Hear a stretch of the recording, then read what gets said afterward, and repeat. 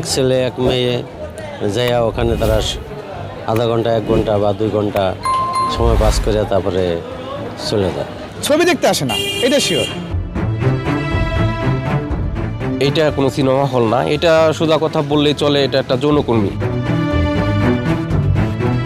Girlfriend boyfriend নিয়ে আসলে পরে তারা তো একটু মানে হাতাহাতি বা এটা স্বাভাবিক। দেশের বেশিরভাগ স্থানে বন্ধ হচ্ছে সিনেমা হল, কিন্তু মানিকগঞ্জের নবীন সিনেমা হল এখনো চলছে বেজায় জমজমাট। সকাল থেকে সন্ধ্যা প্রতিটি শোতে উঠে আসে এক অন্ধকার চিত্র। রং ঝলমলে পর্দার আড়ালে লুকিয়ে চলছে অবৈধ সম্পর্কের কাহিনী।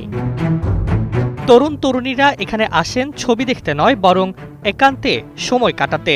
কেউ ছবি দেখে না, কেউ নায়ক নায়িকার নামও বলতে পারে না, কারো মুখে নেই সিনেমার নাম, আছে শুধু গোপন মিলন।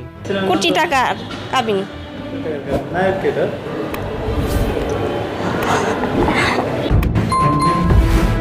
প্রথমে নাকচ করলেও অবশেষে সিনেমা হল কর্তৃপক্ষ স্বীকার করেছে প্রতিটি শোতে চলে এসব অনৈতিক কর্মকাণ্ড। তবে রুমের কথা জানতে চাইলে তারা পাল্টা দাবি করেন রুম নেই, সব ঘটে ভিআইপি গ্যালারিতে।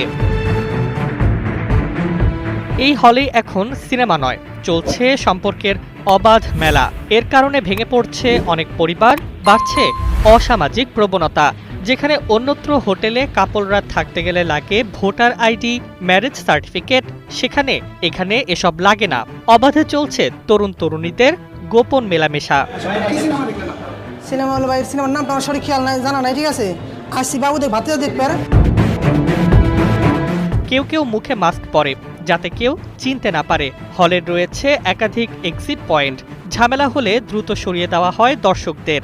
এখানে আমি যখন টিকিট কাটতে যাই তখনই আমি সন্দেহ লাগছে আমার যে এই আগে তো 50 টাকা করে টিকিট ছিল সিনেমা হলের, এখন 300 টাকা 600 টাকা, কেন এত টাকা কেন? আসলে ওইখানে কেউ ছবি দেখতে যায় না, ওইখানে সবাই যায় এইসব অপকর্ম কাজ করার জন্য। উঠতি বয়সে ছেলে মেয়ে যেভাবে ঢুকে আর যেভাবে গুঞ্জন শুনি, আমরা তো অনেক আগে ছবি দেখতাম, এখন ছবি দেখি না। অনেক আগে এই হলের একটা পরিবেশ ছিল, কিন্তু এখন হলের পরিবেশ নাই। এখন আসে মানুষ একটু বিনোদন করার জন্য, প্রেম প্রীতি বা এই ধরনের একটা কিছু। তাছাড়া এখানে ছবি বলতে কোনো কিছু দেখি না। গার্লফ্রেন্ড বয়ফ্রেন্ড নিয়ে আসলে পরে তারা তো একটু মানে হাতাহাতি বা চুমাচামি এটা স্বাভাবিক।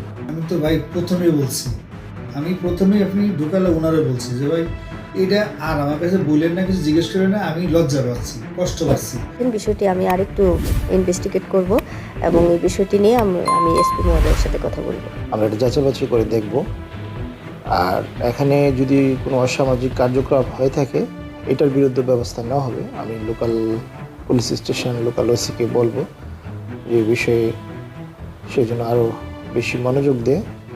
আর একটা পরামর্শ থাকবে, আপনারা জেলা প্রশাসক সাহেবের সাথে কথা বলতে পারেন যে তাদের কি লাইসেন্স আছে কিনা, বা তাদের এখানে আপনারা জানেন যে সকল শর্তাবলীর ভিতরে কিন্তু যে লাইসেন্স দেওয়ার সময় যদি শর্তাবলী দেওয়া হয় এটা প্রতিপালন করতেছে কিনা, তারা এটাও মনিটর করুন। আর আমাদের এখানে আপনার মাধ্যমে যে তথ্যটা আমরা পেলাম, আমরা এটার কার্যকরী ব্যবস্থা নেব, আইনগত ব্যবস্থা নেব। নবীন সিনেমা হলের রমরমা সিনেমা চলার পেছনে লুকিয়ে থাকা এই মর্মান্তিক সত্য, যেখানে ছবি নয়, চলছে সমাজের মৌলিক নীতির অবক্ষয়। আইন শৃঙ্খলা রক্ষাকারী সংস্থা ও প্রশাসনের কঠোর হস্তক্ষেপ ছাড়া এই অনাচার থামানো সম্ভব হবে না। মানিকগঞ্জবাসী এখন দাবি করছে তারা সিনেমা হল চায় না, চায় নিরাপদ একটি সমাজ।